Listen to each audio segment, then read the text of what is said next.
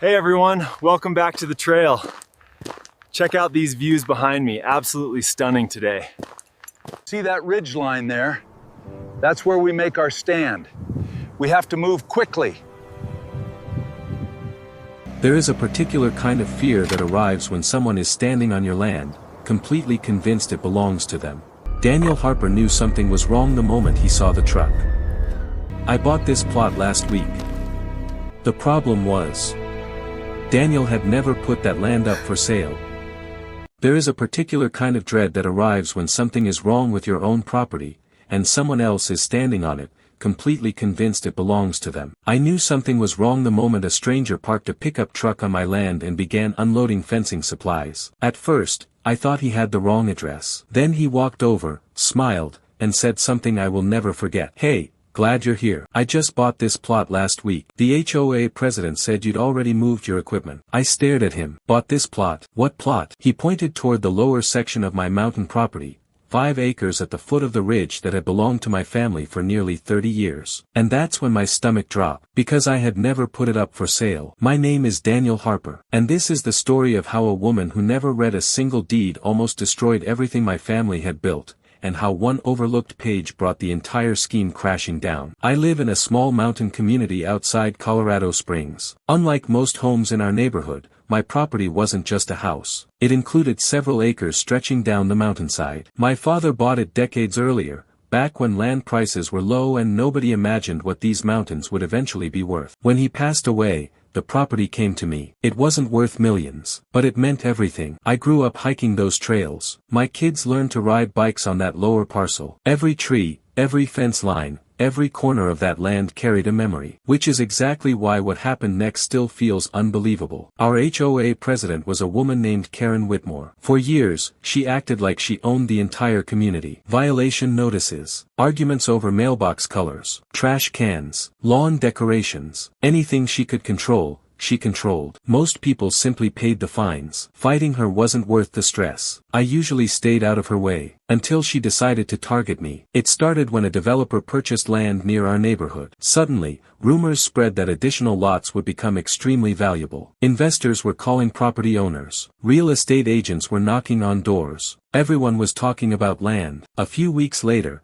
Karen approached me after an HOA meeting. "Daniel," she said, smiling, "have you ever considered selling that lower parcel?" I told her no. She asked again. I said no. She asked if I'd lease it instead. No. That should have ended it. It didn't. Over the following months, she kept bringing it up. Sometimes casually, sometimes aggressively. Each time, my answer stayed exactly the same. The land wasn't for sale. Eventually, I stopped thinking about it, until the stranger showed up. His name was Ryan, and unlike Karen, he seemed genuinely confused. He wasn't trying to scam anyone. He honestly believed he had purchased that land legally. When I asked who sold it to him, he immediately pulled paperwork from his truck. The seller listed on the documents wasn't me. It wasn't even a member of my family. Instead, the paperwork referenced a property management company associated with the HOA. I felt my pulse rising. None of it made sense. Ryan noticed my reaction. "You didn't sell this?" I shook my head. "No." His face turned pale. "Then I may have a serious problem." We spent the next hour comparing documents. The more I looked,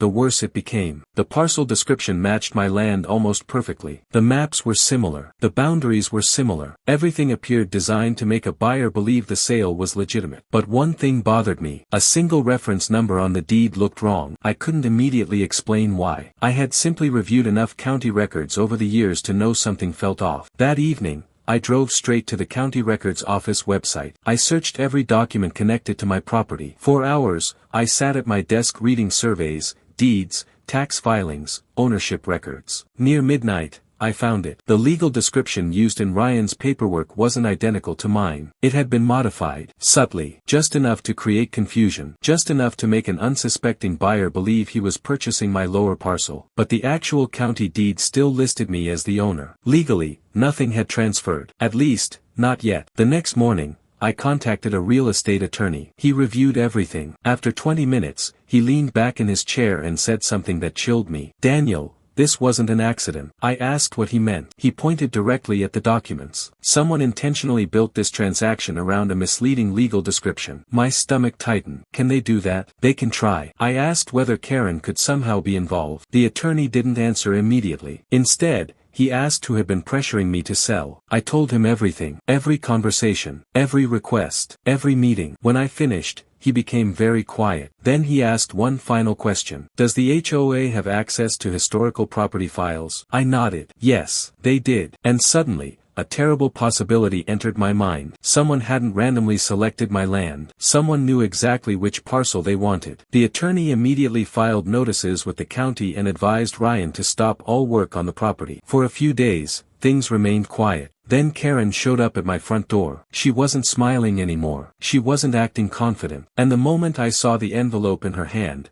I realized she knew exactly what we had discovered. Karen stood on my porch holding a large envelope. For the first time since I had known her, she looked nervous. Not angry, not arrogant, nervous. That alone told me something was very wrong. Daniel, she said, forcing a smile. I think there's been a misunderstanding. A misunderstanding. That was the word she chose. After someone had attempted to sell part of my property without my knowledge. I crossed my arms. What kind of misunderstanding? She held out the envelope. Inside was a proposed settlement agreement. According to the document, everyone involved would simply walk away. No lawsuits. No county investigation. No public complaints. No further questions. In exchange, I would receive a payment. Not a large one. Just enough to make the problem disappear quietly. That was the moment I knew this wasn't a mistake. People don't offer settlements when nothing happened. I looked directly at her. Who authorized the sale? Karen. Her expression hardened. You should talk to an attorney. I already did. For a second, her face changed. She hadn't expected that answer. Then she turned around and left. The entire conversation lasted less than 5 minutes. But it told me everything I needed to know. Someone was scared. And it wasn't me. Over the next week,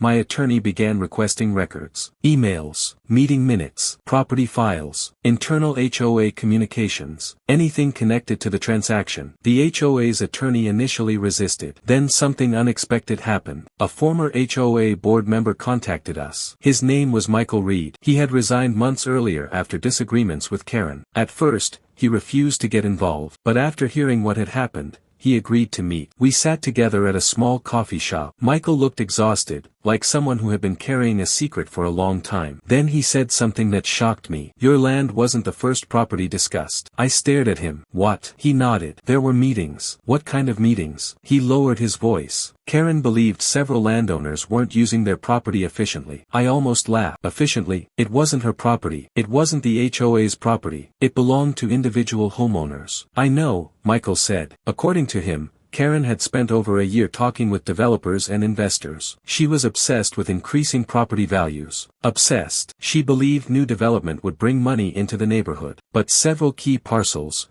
including mine, stood in the way. Most owners had refused to sell, so she kept looking for alternatives. The more Michael talked, the worse it became. Apparently, Karen had convinced a few people that she held authority she never actually possessed. She presented herself as the gatekeeper of the community, someone who could help facilitate transactions. Most people never questioned her claims, until now. Meanwhile, Ryan, the buyer, was having problems of his own. His title company had started reviewing the paperwork, and they found discrepancies. Lots of discrepancies. Missing approvals, conflicting parcel descriptions, incomplete ownership verification. Every new review uncovered another issue. The transaction was collapsing fast. Then came the biggest discovery. My attorney called me one afternoon. His voice sounded different, almost excited. Daniel, I think we found it. Found what? The deed. I immediately drove to his office. He placed 2 documents side by side. At first, they looked nearly identical. Same parcel references, same property history, same county formatting. But then he pointed to a section near the bottom. A legal attachment. One small page. Easy to overlook. Almost invisible unless someone read everything. The attachment clearly stated that the lower parcel could not be separated from the primary property without specific county approval and owner authorization. Neither requirement had been met. Karen's entire plan depended on one assumption: that nobody would read that page. She never checked the deed. Exactly as my attorney suspected from the beginning. And now we had proof. Within days, the county launched a formal review. Ryan fully cooperated. indicted. So did several former board members. Records were requested. Statements were collected. Meetings were examined. The pressure intensified. Then the resignation letter arrived. Karen announced she was stepping down as HOA president for personal reasons. Nobody believed it, not even her supporters. People were asking too many questions. Residents who had once defended her suddenly wanted answers. The community that had feared her for years was finally speaking openly, and the stories started pouring out. Questionable fines, aggressive enforcement, unauthorized decisions, threats, intimidation. For the first time,